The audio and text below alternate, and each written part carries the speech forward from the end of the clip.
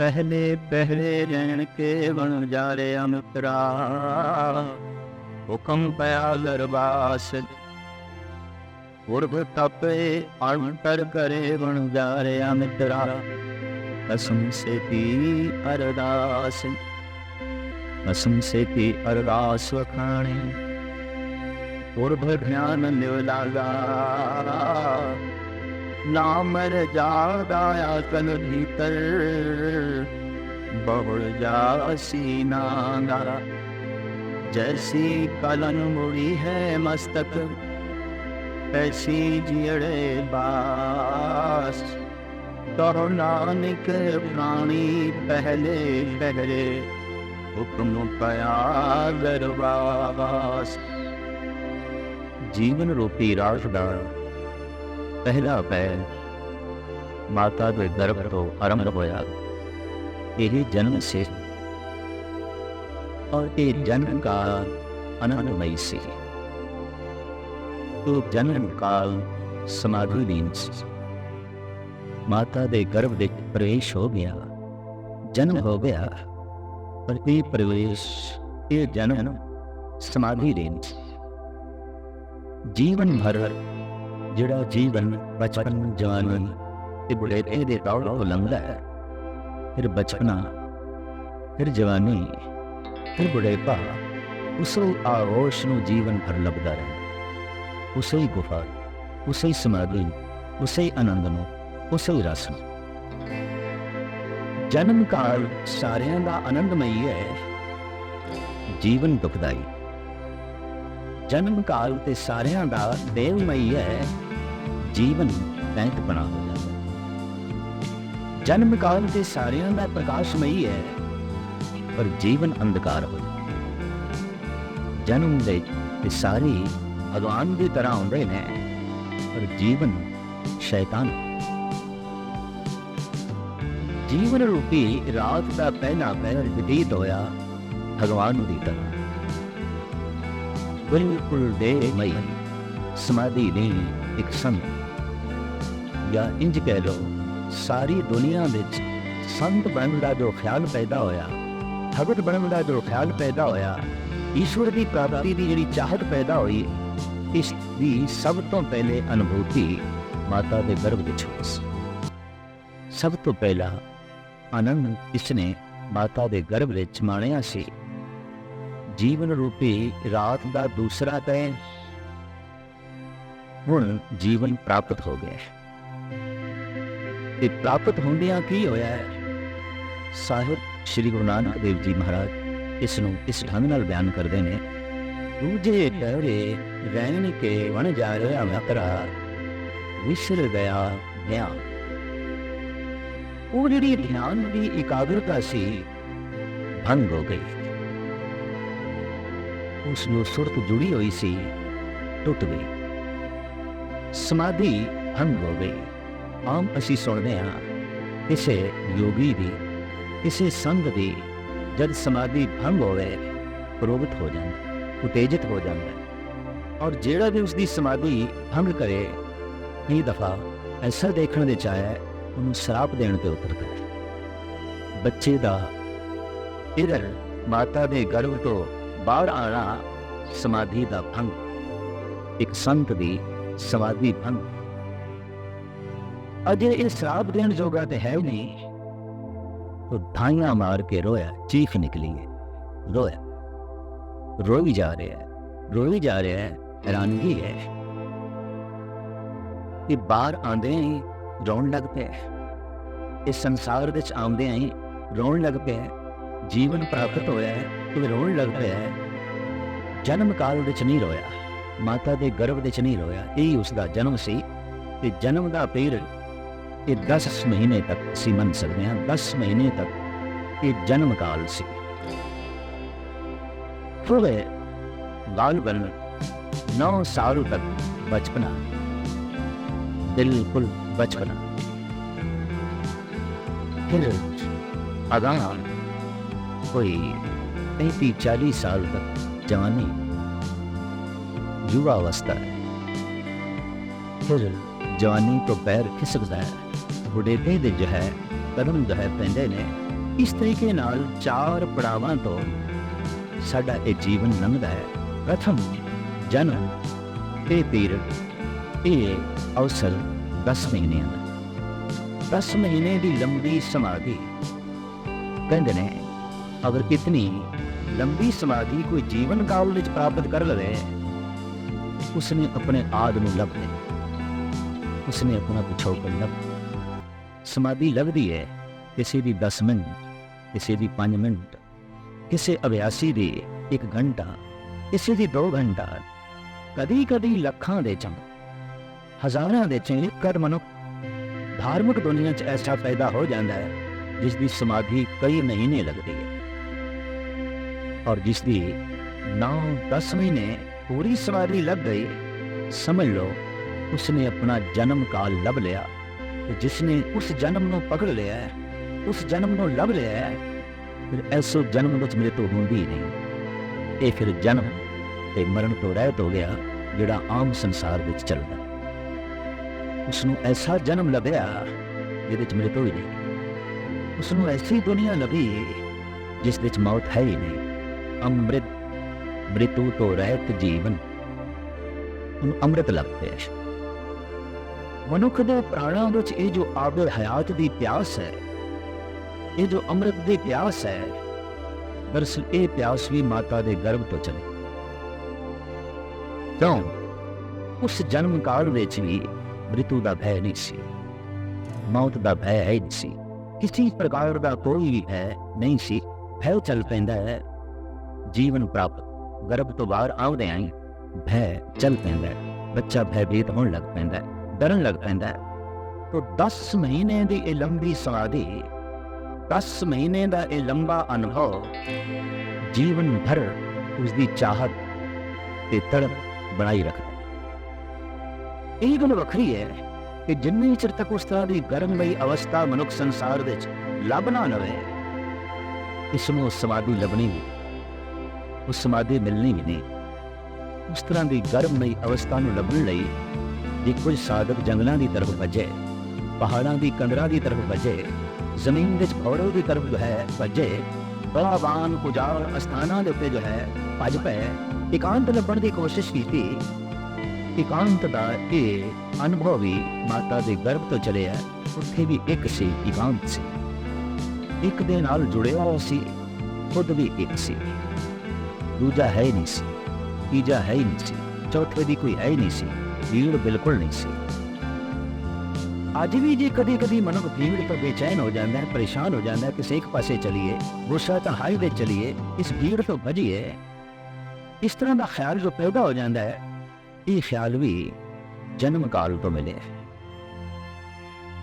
पर जैसे जीवन प्राप्त होया, जन्म काल तो बाहर आया, माता दे गर्भ तो बाहर आया, लिव टूट गई, ध्यान टूट गया, समाधि भंग हो गई। गुरु नानक देव जी महाराज जीवन रूपी रात दे इस दूसरे पहर नूं इस ढंग नाल बयान करते ने। दूजे पैरे रहण के वन जा रहा मित्रा, विसर गया ध्यान, हथों हथ नचाइए वन जा रहा मित्रा, ज्यों जसोदा घरे कान। जिवें जसोदा लाड दे नाल कृष्ण नूं हत्थां विच नचांदी है, पिलांदी है, बगल घेर आउंदी है। दरअसल हर बच्चा मां लई ते कृष्ण है, हर बच्चे लई मां ते जसोदा ही है। बच्चा जो है पैसा ही क्यों नहीं, वो मां लई ते राजा बैठा।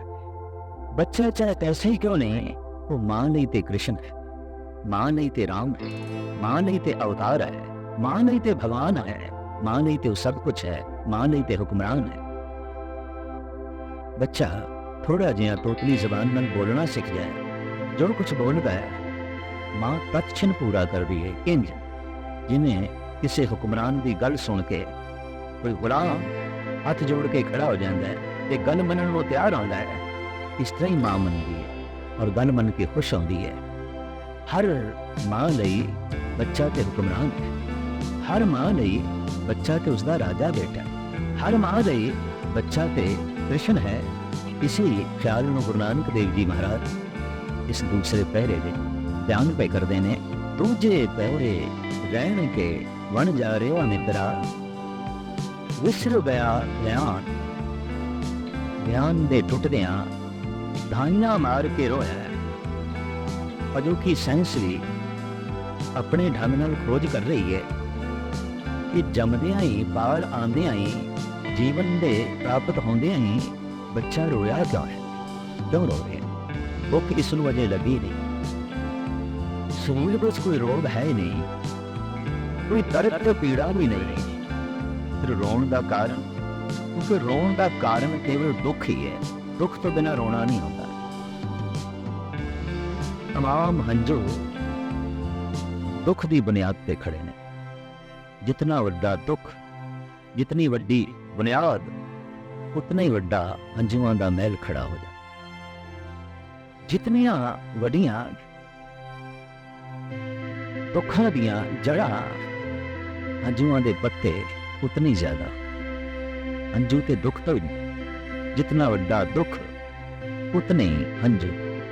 एक आलम का तो ऐसा कहना है कि मनुख की अखां दे चों अज तक जितने हंजू वगे ने, उतना जल ते शायद 7 सागरां विच भी नहीं है। मनुख इतना रोया, इतना रोया, इतना रोया। रोण का कोई कारण होना चाहिए है, वो है दुख। इस बच्चे को की दुख है? क्यों रो रहे, क्यों रो रहे हैं? इसनों भाई गुरदास जी ने ते फिर साहिब श्री गुरु नानक देव जी महाराज ने अपने ढंग नाल खोलिया। भाई गुरदास जी कहते ने, रोवे रतन गवाए के, माया मोह अनेर गुबारा, ओ रोवे दुख अपना, हस हस गावे सब परवारा। एक रतन गवा गए, एक रतन गवाच गया, एक रतन किधरे खो गया है। बच्चे को केड़ा रतन से? ध्यान दा रतन से। जी जीवन यात्रा चलिए, ये ज्ञान ते वधेगा, ध्यान नहीं वधना। ध्यान ते टुट गया, ज्ञान वधदा जाएगा। उम्र के नाल नाल ये ज्ञानी होंदा जाएगा, ज्ञानी नहीं। जन्म दे ये ज्ञानी से, जीवन विच ये ज्ञानी है। ज्ञानी निर्माणता की मूर्ति आउंदा है, ज्ञानी अहंकार का मुजस्मा। ध्यानी प्रेम की मूर्ति आउंदा, जबकि ज्ञानी अहंकार का ही चित्रण करता है। ध्यानी एकाग्र आउंदा है, जबकि ज्ञानी खिंडिया फैले आउंदा, दूर दूर तक फैले आउंदा। शायद इस वास्ते ही उर्दू दे एक महान शायर इकबाल ने ऐसा कह देता है कि फिलसफी को बहस में खुदा मिलता नहीं, दौर को सुलझा रहा है और सिरा मिलता नहीं। उनके ज्ञान बढ़ता जा रहा है, तो ज्ञान करके वाद विवाद बतेगा। जैसे कि भगत कबीर कहते ने, हर जस सुने न हर गुण गावे, बातन ही आसमान गिरावे। ये ज्ञान ना हुण सुनेगा ना गावेगा, बस बात नहीं आसमान गिरावे। गन्ना नाली इसने आसमान में उठाना। और जैसे जैसे उम्र बढ़ेगी, गन्ना वधन दिया। अक्सर देखे कि बुढ़े जितने बातूनी हो जाते हैं, उतने बच्चे नहीं। ये बातूनी होना उम्र के नाल नाल बढ़ेगा। 4 बुढ़े जिथे बैठे ने, लगातार 4-4 घंटे बोली जा रहे हैं, बोली जा रहे हैं, बोली जा रहे हैं, लेकिन बोलने का कोई अर्थ नहीं। बस बोलने लिए ही बोलना है, बोलना ही बढ़ता जा रहा है। तो बोलना तो ज्ञान तो आवेगा, मैं ज्यादा जानना, मैं बोलना। पहले ये ध्यानी सी, ज्ञानी खामोश हो जाता है, ज्ञानी बोलता है, बहुत बोलता है, बहुत बोलता है। ध्यानी की खामोशी जो संदेश ते उपदेश ले जाती है, ज्ञानी के शब्द भी उतना संदेश ते उपदेश नहीं देते। ध्यानी का मौन भी जो आनंद की वर्षा कर जाता है, ज्ञानी की धुआंधार तकरीर भी झोली विच कुछ नहीं पाती। जीवन ते ज्ञानी है, ज्ञानियां नाल संसार भर गया, जगत भर गया। बड़ा बोल, बड़ा बोल। चार बंदे जिथे खड़े ने, धुआंधार बोलना चल रही है, धुआंधार गलबात चल रही है, बिना रुके ही गलबात चल रही है, पर बिना रुके ही एक लंबा मौन माता के गर्भ में चल रहे। शायद बाद विच कुछ एक लोगों को जो ख्याल आया मौन धारण करिए, ये भी ख्याल उत्थों का ही मिले। ये संस्कार भी माता के गर्भ तो मौनी सी होते, ज्ञानी सी होते। ये सारे संस्कार जो माता के गर्भ विच मिले, जीवन भर ये उसकी तलाश करता रहा। मैं मौन हो जावा, मैं एकांत दे चला जावा, मैं गुफा दे चला जावा, मैं खामोश हो जावा। ये सारी अवस्था गर्भकाल में सुते सिद्ध इसनों प्राप्त सी। ऐसा मौन जिस विच निरोल अमृत रस्ती परमात्मा की विचार बह रही सी। ऐसी एकाग्रता जिस विच निरोल ईश्वर ही ईश्वर सी, परमात्मा ही परमात्मा। ऐसी समाधि सी जिस विच कोई भी समस्या नहीं सी, जिंदगी की कोई भी समस्या नहीं, ना खाण दी, ना पीण दी, ना जीण दी, ना श्वास लैण दी। माँ श्वास ले रही है, ये श्वास ले, माँ खा रही है, ये खा रहे, माँ पी रही है, ये पी रही है। पीण लई भी यतन नहीं, खाण लई भी यतन नहीं। अक्सर बहुती चिंता तो मनुख नूं रिजक दी आउंदी है। रिजक भी सुते सिद्ध गर्भकाल विच बच्चे नूं मिल रहा है। जद भी कोई समाधि लीन संत हो जाता है, उन्होंने भी रिजक प्राकृतिक रूप में मिलता। अगर वो समाधि 10 महीने की लंबी हो जाए, उन्होंने रिजक परमात्मा देता है। इस तरह देता है जिस तरह गर्भकाल विच बच्चे नूं देंदा। बच्चे नूं खाना नहीं पैंदा, बच्चे नूं पीना नहीं पैंदा, बच्चे नूं श्वास भी लेने नहीं पैंदे। कई दफा समाधि लीन पुरुषों के श्वास भी रुक जाते हैं, फिर भी वो जिंदा होते हैं। श्वास लैण की लोड़, खाण की भी लोड़, पीण की भी लोड़ नहीं। सब कुछ परमात्मामयी हो गया, सब कुछ ईश्वरमयी हो गया। तो एकांत, मौन, रस, खेड़ा, ये सब कुछ जो है प्राप्त है। मूल चिंता जी रोजी दी है, रिजक दी है, ये तो बिल्कुल ही नहीं। साहिब गुरु अर्जन देव जी महाराज का फरमान आप कहते ने, प्रथम माखन पाछे दूध, मैलो कीनो साबन सूर। प्रथम माता के अस्थन दुध बाद बेच है। पहले अस्त्रां विच दुध नहीं है, क्योंकि कोई दुध पीने वाला ही नहीं, प्रकृति ने नहीं दिता। अस्थन बना देते, सौने बना देते, पर खाली नहीं। भांडा बना देता है, पर भांडों तो अजय प्रभु ने कुछ पाया नहीं। क्या हो, अजय कोई पीने वाला ही नहीं आया। जैसे पीने वाला गर्भ तो बाहर आता है, भांडे लबालब भर जाते। कितनी वड्डी दया उसकी, कितनी वड्डी उसकी रहमत, कितनी वड्डी उसकी बख्शिश।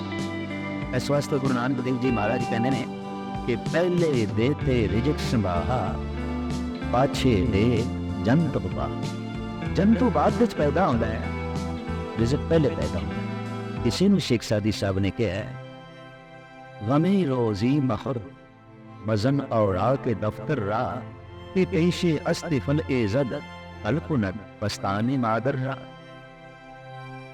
भूल के भी कभी रिजक की चिंता ना करी। दुख ते सही, बच्चे का जन्म बाद विच होया है, मां के अस्तना विच दुध पहले बन गया है। ईरान का सम्राट सन कितनी खूबी दे नाल, कितने सोहने शब्दों के नाल जगत नूं जो है समझा रहा है। दूसरा दायरा ध्यान टुट गया, जन्म जीवन विच बदल गया। जन्म जीवन के प्रवाह दे चल गया, प्रवाहित हो गया। पहले ठहरिया होया सी, हुण प्रवाहित हो गया।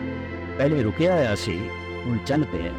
पहले समाधि लीन सी, हुण समस्या लीन हो, हुण समस्यावां विच घिर गया। जैसे समस्यावां विच घिरे है, रोया है, और इस समस्या ਉਦੋਂ ਹੀ ਪੈਦਾ ਹੋ ਜਾਂਦੀ ਹੈ ਜਦੋਂ ਇਹ ਗਰਭ ਤੋਂ ਬਾਹਰ ਆਉਂਦਾ। ਗਰਭ ਤੋਂ ਬਾਹਰ ਆਣਾ ਹੀ ਸਮੱਸਿਆਵਾਂ ਦਾ ਜਨਮ ਹੋਣਾ। ਇੰਜ ਨਹੀਂ ਕਹਿਣਾ ਚਾਹੀਦਾ ਕਿ ਬੱਚੇ ਦਾ ਜਨਮ ਹੋਇਆ ਹੈ ਸਮੱਸਿਆਵਾਂ ਦਾ ਜਨਮ। ਇੰਜ ਨਹੀਂ ਕਹਿਣਾ ਚਾਹੀਦਾ ਬੱਚਾ ਜੰਮਿਆ ਹੈ ਕੁਛ ਦੁੱਖ ਜੰਮਣਾ ਹੈ, ਵਿਪਤਾ ਜੰਮੀ ਹੈ, ਕਲੇਸ਼ ਜੰਮੇ ਹੈ। ਕਿਉਂ?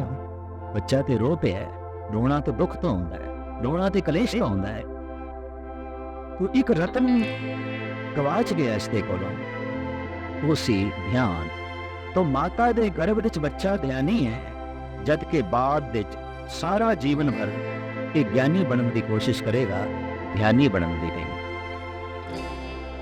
ਜਨਮ ਵਿੱਚ ਧਿਆਨ ਹੈ, ਜੀਵਨ ਵਿੱਚ ਗਿਆਨ ਹੈ। ਗਿਆਨੀ ਦਾ ਮਨ ਖਿੰਡਿਆ ਹੋਵੇਗਾ, ਧਿਆਨੀ ਦਾ ਮਨ ਜੁੜਿਆ ਹੋਵੇਗਾ। ਗਿਆਨੀ ਚਲਾਕ ਹੋਵੇਗਾ, ਧਿਆਨੀ ਭੋਲਾ ਹੋਵੇਗਾ। ਗਿਆਨੀ ਦੂਸਰਿਆਂ ਨੂੰ ਧੋਖਾ ਦੇ ਸਕਦਾ ਹੈ, ਗਿਆਨੀ ਦੂਸਰਿਆਂ ਕੋਲ ਧੋਖਾ ਖਾ ਸਕਦਾ ਹੈ। ਇਤਨਾ ਅੰਤਰ, ਇਤਨਾ ਅੰਤਰ ਜ਼ਮੀਨ ਆਸਮਾਨ ਦਾ। ਕੋਈ ਧੋਖਾ ਖਾ ਕੇ ਖੁਸ਼ ਹੁੰਦਾ ਹੈ, ਕੋਈ ਧੋਖਾ ਦੇ ਕੇ ਖੁਸ਼ ਹੁੰਦਾ ਹੈ। ਜੋ ਧੋਖਾ ਦੇ ਕੇ ਖੁਸ਼ ਹੋਵੇ ਉਹ तो ਗਿਆਨੀ ਹੈ। ਜੋ ਧੋਖਾ ਖਾ ਕੇ ਵੀ ਪ੍ਰਸੰਨ ਹੋਵੇ ਉਹ तो ਧਿਆਨੀ ਹੈ। ਜੀਵਨ ਭਰ ਅਗਰ ਮਨੁੱਖ ਕੁਝ ਤਲਾਸ਼ ਨਹੀਂ ਕਰ ਰਿਹਾ ਹੈ ਤਾਂ ਧਾਰਮਿਕ ਲੋਕ ਕਹਿੰਦੇ ਨੇ ਧਿਆਨ ਦੀ ਤਲਾਸ਼ ਕਰ ਰਿਹਾ ਹੈ। ਇਸ ਵਾਸਤੇ ਕੋਈ ਮੰਦਰ ਜਾ ਰਿਹਾ ਹੈ, ਕੋਈ ਗੁਰਦੁਆਰੇ ਜਾ ਰਿਹਾ ਹੈ, ਇਸ ਲਈ ਜਾ ਰਿਹਾ ਹੈ ਧਿਆਨ ਸਾਧਨਾ ਕਰਨ ਲਈ ਜਾ ਰਿਹਾ। ਔਰ ਕੀ ਧਿਆਨੀ ਬਣਨ ਲਈ ਜਾ ਰਿਹਾ ਹੈ। ਗਿਆਨੀ ਤੇ ਹੈ, ਵਿਦਿਆਲੇ ਗਿਆਨੀ ਬਣਾ ਰਹੇ ਨੇ, ਸਕੂਲ ਗਿਆਨੀ ਬਣਾ ਰਹੇ ਨੇ, ਬੜੇ ਬੜੇ ਕਾਲਜ ਮਨੁੱਖ ਨੂੰ ਗਿਆਨੀ ਬਣਾ ਰਹੇ ਨੇ। ਗਿਆਨ ਦੀ ਵਰਸ਼ਾ ਤੇ ਚਾਰੋਂ ਪਾਸੇ ਹੋ ਰਹੀ। ਕਦਮ ਕਦਮ ਤੇ ਸਕੂਲ ਤੇ ਕਾਲਜ, ਕਦਮ ਕਦਮ ਦੇ ਉੱਤੇ ਗਿਆਨੀਆਂ ਦੀ ਭੀੜ। ਗਿਆਨ ਸਿਰ ਦਾ ਬੋਝ ਬਣ ਕੇ ਰਹਿ ਗਿਆ, ਗਿਆਨ ਹਾਰ ਬਣ ਕੇ ਰਹਿ ਗਿਆ। ਜਾਣਦੇ ਬਹੁਤ ਕੁਛ ਆ, ਜਿਸ ਦੇ ਸੰਬੰਧ ਵਿੱਚ ਜਾਣਦੇ ਆ ਉਹਦੀ ਪ੍ਰਾਪਤੀ ਕੋਈ ਨਹੀਂ, ਉਹ ਕੋਲ ਨਹੀਂ। ਬਹੁਤ ਕੁਝ ਜਾਣ ਲਿਆ, ਬਹੁਤ ਕੁਝ ਜਾਣ ਲਿਆ। ਗਿਆਨ ਬੋਝ ਬਣ ਗਿਆ, ਗਿਆਨ ਤਣਾਅ ਬਣ ਗਿਆ। ਔਰ ਇਹ ਸਦੀ, ਇਹ 20ਵੀਂ ਸਦੀ ਜੇ ਜ਼ਿਆਦਾ ਤਣਾਅ ਗ੍ਰਸਤ ਹੈ ਤਾਂ ਉਸਦਾ ਇਹੀ ਮਤਲਬ ਹੈ ਕਿ ਬਾਕੀ तमाम ਸਦੀਆਂ ਨਾਲੋਂ ਇਹ ਜ਼ਿਆਦਾ ਗਿਆਨੀ ਸਦੀ। ਗਿਆਨ ਗਿਆਨ ਚਰਮ ਸੀਮਾ ਤੇ ਪਹੁੰਚ ਗਿਆ ਹੈ तो फिर कुदरती गल है दुख भी चरम सीमा ते पहुंचना सी। ज्ञान करके मन की चंचलता बढ़ी, ज्ञान करके मन का जो है खिंडाव होया। ज्ञान सी ध्यान की प्राप्ति लई, लेकिन ज्ञान वरतिया गया फैलाव लई, तो बाहर तो बहुत कुछ पसर गया, फैल गया, बहुत कुछ प्राप्त भी हो गया, खो गया तो ध्यान खोया, और एक दफा जब खोया तो जीवन भर झोली दे पिया ही नहीं। इधर एक गर्भ तो बाहर आया, इधर ध्यान की डोरी टुट गई, विसर गया सब ध्यान। गुरु नानक देव जी महाराज कहते ने ध्यान ते भुल गया, ध्यान ते टुट गया। ये रतन सी रोवे रतन गवाए के मावा भव अनेक गुवारा, ओ रोवे रुख अपना हस हस गावे सद परवारा। हाय गुरवासी गर्भ काल के उस ध्यानमयी अवस्था नूं कहंदे ने वो एक रतन सी इस देखो जो जांदा रहा। इस वास्ते साहिबां दी बाणी कहंदी है ऐसा नाम रतन निर्मोलत उन पदार्थ पाया। अगर उसी रतन नूं प्राप्त कर लेंगे, भगतां दे अंदर उसी रतन की जो है चाहत है। और जैसे उस बच्चे को ये रतन छुपिया आउंदा है, बुझे रूप में आउंदा है, आम भाव बैरूनी दुनिया नूं जो है नहीं पता हुंदा, भगत भी इस रतन नूं हमेशा छुपा के रखने की कोशिश करते हैं। आप कहते ने अनेक जतन कर हिरदे रखिया, रतन न छपे छपाया। ये गल वखरी है कि जब गर्भ काल तो बाहर आके उस ध्यान में रतन की प्राप्ति होती है तो फिर ध्यानी छुपया नहीं रह जाता। ये ठीक है कि माता का गर्भ उधर दस देंदा है इस देच कोई जीवन पल रहे, कोई जीवन है। ये गल वखरी है, समाधि लीन है, एकाग्र है। ध्यानी नूं वेख के भी पता चल जाता है ये तो जापदा है परमात्मा के गर्भ दे चला गया, ये तो ईश्वर के गर्भ दे चला गया, ये तो परम चेतना के गर्भ दे चला गया। जो माता के गर्भ दे बच्चा है सारी जिम्मेवारी मां ले, जो परम चेतना के गर्भ दे चला जाता है सारी जिम्मेवारी परम चेतना परमात्मा ईश्वर दृढ़ ईश्वर की। इस वास्ते अगर अनुभव ये आख रहा है कि सारी दुनिया के धार्मिक अस्थान परम चेतना के गर्भ की तलाश करने लई एक सहायता करते हैं, मदद करते हैं। ते धर्म मंदिरों की तरफ भजे हुए जाते मनुख गर्भ की तलाश कर रहे हैं। फर्क सिर्फ इतना है कि पहले जब इसके कोल सूक्ष्म शरीर से तो इसने माता के गर्भ की तलाश की सी, हुण इसके कोल अस्थूल शरीर है तो इसने परमात्मा के गर्भ की तलाश की, ईश्वर के गर्भ की तलाश की। बकायदा मंदिर दे जिहड़ी गुफा होंदी उहनूं ते कहंदे गर्भ ने, मंदिर का एक गर्भ है और उसकी परिक्रमा की जाती। गर्भ की परिक्रमा क्यों कि गर्भ के अंदर देवता है। जब भी कोई परमात्मा का गर्भ प्राप्त कर लेंदा है वो तो देवता हो जाता है, ऐसा देवता हो जाता है जैसे कि सूक्ष्म शरीर माता के गर्भ में प्रवेश कर गया, देवता ही है। और एक ऐसी प्रथा भी सारे देश में लंघी है कि जब कोई औरत गर्भवती हो जाती सी तो उसकी पूजा होती सी, परिवार के सारे सदस्य उसकी परिक्रमा करके पूजन करते सन। क्यों कि ये अज देवन बन गई है, कोई देवता समाधि लीन बैठा है इसके अंदर। अगर मंदिरों की पूजा है तो महज इसलिए ये परम चेतना का एक गर्भ का साकार स्वरूप ने जिथे बैठा बैठिया कोई समाधि लीन हो जाए तो परमात्मा के गर्भ के बकायदा स्थित हो जाता है, टिक जाता है। और हूबहू इस तरह टिक जाता है जैसे कि माता के गर्भ के बच्चा, तो जिन्हें सूक्ष्म शरीर मां का गर्भ लगता है कि अस्थूल शरीर परमात्मा का गर्भ लगते हैं, ईश्वर का गर्भ लगते हैं। और सारी जिंदगी भर उसी गर्भ की जो है तलाश होती है। गर्भ चो बाहर आते हैं कि जो बच्चा रोया है बस उस ध्यान के टूटन करके जो है रोया है। लिव छुटकी लगी तृष्णा माया अमन बरदाया, तुझे तेरे रहन के वन जारिया मित्रा, विसर गया सावधान ध्यान, हथों हथ न चाहिए वन जारिया मित्रा, ज्यों जसोदा घर कान, हथों हथ न चाहिए प्राणी, मात कहे सुत मेरा, चेत अचेत मोर मन मेरे, अंत नहीं किछि तेरा, जिन रच रचया इसे न जाने, मन भीतर धर ध्यान जियो, कहो नानक प्राणी दूजे पैरे, विसर गया ज्ञान। जीवन रूपी रात का दूजा पै ते बचपना ज्ञान जांदा रहा, ज्ञान टुट गया। प्रथम रोया क्यों सी ये भी भुल गया, क्योंकि रोने होर बहुत पैदा हो गए। और अनंत खिडौणियां दे रोणियां दे तरह तरह के पदार्थों के रोणियां दे ईश्वरमई और ध्यानमई रोना तब के रह गया जब कभी किसी की सुरत शब्द नाल जुड़ती है कि जब रो होंदा है तो ये वही रोना होंदा है जिहड़ा प्रथम ये रोया सी जब माता के गर्भ तो बाहर आया सी। ये रोना जिसनों भी नसीब हो जाए समझ लो उसने परमात्मा का गर्भ नसीब कर लिया, उन्हें प्राप्त हो गया। और रह न सका बिन देखो प्रीतमा, मैं नीर वह चले जियो। ये अवस्था जिसनों प्राप्त हो जाए समझ लो उसने वो प्रथम रोना लभ रहा है, जिसनों प्रथम रोना लग पाया है वो प्रथम आनंद भी लभ लेगा जिहड़ा उसनों माता के गर्भ विच प्राप्त सी। तीसरे चौथे पैरे इस प्राणी ने, इस जीव यात्री ने इस तरीके नाल अपनी तरज जिंदगी व्यतीत की थी। साहिब श्री गुरु नानक देव जी महाराज अगे इंज वर्णन कर गए।